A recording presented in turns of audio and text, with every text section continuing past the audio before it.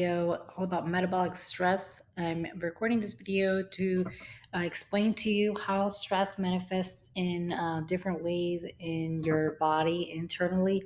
And there's different blood markers that you can check to see if you're stressed.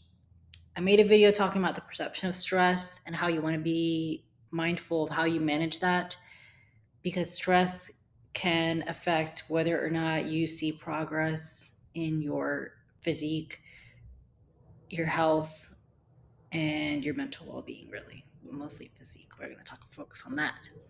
So if you're new to this, consider checking out my amazing stuff because I have awesome stuff. And if you're interested in working with me, you can email me and I'll gladly create a little program just for you and I can help you. So you can see from my screen titled Metabolic Stress. I'm going to skip this one. When you go to your doctor's office and you're paying your $250 a month on this stupid insurance because insurance companies are dumb. And I used to work in insurance, so I'm familiar with how it works. And you go to insurance and you're sign up for this insurance to see your doctor one time a year for them to read your blood work and tell you everything's fine, right? That's why I'm making this video to take control of your health, also called health optimization, to make the most out of your health so that you are in control. Because when you're educated, you have the ability to make better decisions, to live long, to live healthy, to be happy. So there's a couple different things that you can look at that will tell you if you're stressed out.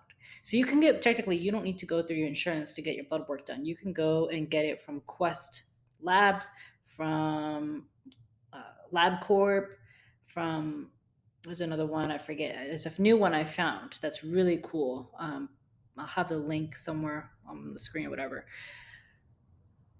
and you can or self order it. So this is what I would look at. You can look at your thyroid hormones, look at your TSH, thyroid stimulating hormone. It's secreted by the pituitary gland. It's what stimulates the production of T4, T3. Look at free T3, free T4, reverse T3, and TPOAB, thyroid peroxidase antibodies. That's good if you suspect you have an autoimmune disease like Hashimoto's, which seems to be a common thing for girls and for women. So if you suspect you have that, definitely look into getting that. If it's positive, then you more than likely have Hashimoto's. But that's not medical advice. You talk to your doctor with this insurance stuff. Okay. The next one that you can look at is your. So if you're stressed out, you're more than likely not going to want to be active sexually. So you want to check those, right? For girls, it's pretty obvious you're dry down, in your lady part. For guys, I'm pretty sure some men can experience erectile dysfunction, to be exact. So we're not going to talk about that though. We're going to talk about the blood work. So you can look at DHEAS. S is for sulfur, and that will help you find out if your adrenal glands are working. You can have what's called adrenal dysfunction or excuse me, I'm talking a little too fast. Adrenal fatigue. That's what I'm going to refer to, and that's when your adrenal glands are basically shot. They're not working well. That'll be a video maybe for another day. But you want to look at that DHEAS. Okay, look at that and tell you how your adrenal glands are doing. You also can look at free and total testosterone and sex hormone binding globulin. Yes, women have testosterone too, just lower levels. So, if you're checking your fertility, you want to check your free testosterone. Free testosterone is what's roaming in your system. And then you also want to look at estradiol. I pronounce estradiol, but men and women have that too. You also want to look at progesterone. Progesterone is low when you are stressed. You want it to be normal, obviously. If you're stressed out, it's going to be low, which means you're probably not getting your period. You're probably not menstruating. You're not getting your cycle isn't normal. Okay. Now whether or not you need your cycle, I think that you don't need it, but at the same time, I think you do need it. I'm actually pretty skeptical, but nonetheless, you need it.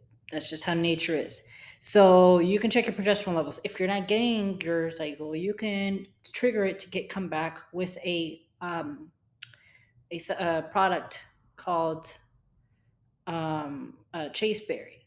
So I need to make a video on that, but you can check that out. Get chaseberry tincture formula. Put a full drop in your water every day. Drink it for about 1 month up to 12 months, depending on your status as a girl, and that will help to bring your cycle back. Most doctors are going to prescribe you birth control to do that. So you're welcome. Next one that you can look at is cortisol levels. Cortisol is the stress hormone. So if it's high, a good indication that you're stressed out. Cortisol is not bad. You need cortisol, but excessively high levels is not good.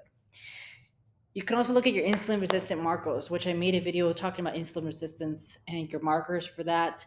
Insulin resistant markers are very interesting because you can be skinny and have abs and still be insulin resistant, and you can be overweight or have a lot of adipose tissue or fat tissue on your body, and you are seen as, I don't like the word fat, but you're just not lean, I guess, but your insulin resistant markers, your insulin numbers are normal. That's possible too. So you never know, really. So you want to check those. If you are stressed out, it could, depending on the person, some people may become insulin resistant, meaning they're not able to absorb the sugar into their cells to keep your glucose levels normal, or normal. I don't know why I said it like that. Normal. You can also check your ferritin levels, which doctors actually typically don't check, but you want to check that too as far as your insulin resistant markers. Couple other lab work that you can get. Obviously, complete metabolic panel. That's the usual thing that you get from your doctor when you go to your annual checkup.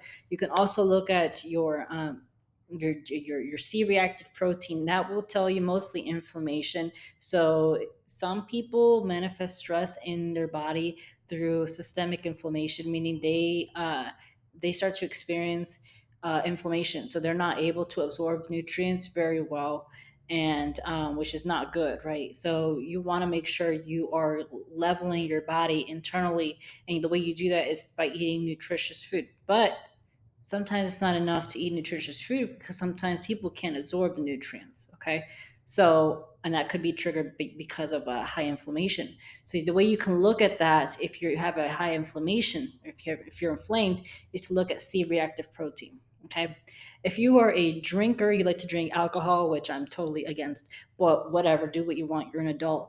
You can look at GGT, and that will help tell you how your liver's doing. Okay, or if you're in fitness and you're taking things to enhance your physique, you know, I'm not going to say the word, but you know what I'm saying. You can look at GGT. That will tell you that's a better indicator of how your liver's doing rather than looking at AST and ALT. Okay. So those are the markers for blood work to see if you have metabolic stress going on. Those are a couple things that I've learned so far in my professional experience.